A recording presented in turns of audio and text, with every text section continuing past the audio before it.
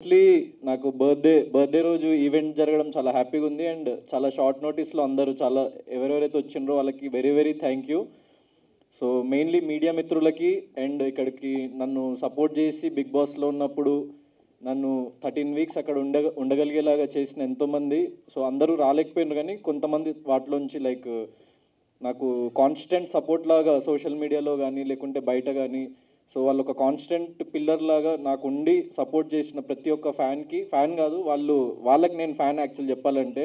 ఎందుకంటే ఒక middle class boy, ఒక ఏం ఊరి పేరు తెలియదు, జస్ట్ మీరు డైరెక్ట్ ఆన్ స్క్రీన్ చూసి మీకు ఏదో ఒకటి నాలో నచ్చింది, సో అది మీరు గుండెల్లో పెట్టుకొని ఇంతవరకు నన్ను తీసుకొచ్చిండ్రు. So I'm very very grateful and thankful to everyone who have supported me in this journey.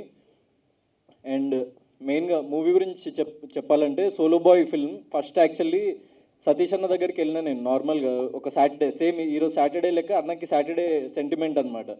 So Saturday వెళ్ళి ఇట్లా ఒక నేను యాక్చువల్లీ ఏదో టైం ఎగ్జాక్ట్ గుర్తులేదు, ఈ టైంకి వస్తాను అన్న అని చెప్పేసి అంటే ఎగ్జాక్ట్లీ ఆ టైంకి ఇంకో 2 minutes ఉంది, కాల్ చేసి ఇట్లా ఆఫీస్లో ఉన్నా ఇంకా రాలేదు అంటే నేను ఆన్ ద వేలోనే ఉన్నాను, ఎగ్జాక్ట్లీ 5 minutesలో మేము ముందు ఉంటా అంటే సరే అని చెప్పేసి వెళ్ళి నేను ఆఫీస్కి వెళ్ళి నరేట్ చేసిన తర్వాత లైక్ సో ఆల్రెడీ మేమంతా టీం అంతా సెటప్ చేసుకొని ఆల్రెడీ రెడీగా ఉన్నాం. ప్రాజెక్ట్ ఏ ప్రొడ్యూసర్కి నచ్చి మనకి సపోర్ట్ చేసి ముందుకు తీసుకెళ్తాడా అని చెప్పేసి నాకు నవీన్ భయ్య ఎవరైతే డెబ్యూ డైరెక్టర్ ఈ ఫిల్మ్కి, నా ఫిల్మ్కి కో డైరెక్టర్గా వర్క్ చేశారు ఫస్ట్ ఫిల్మ్కి.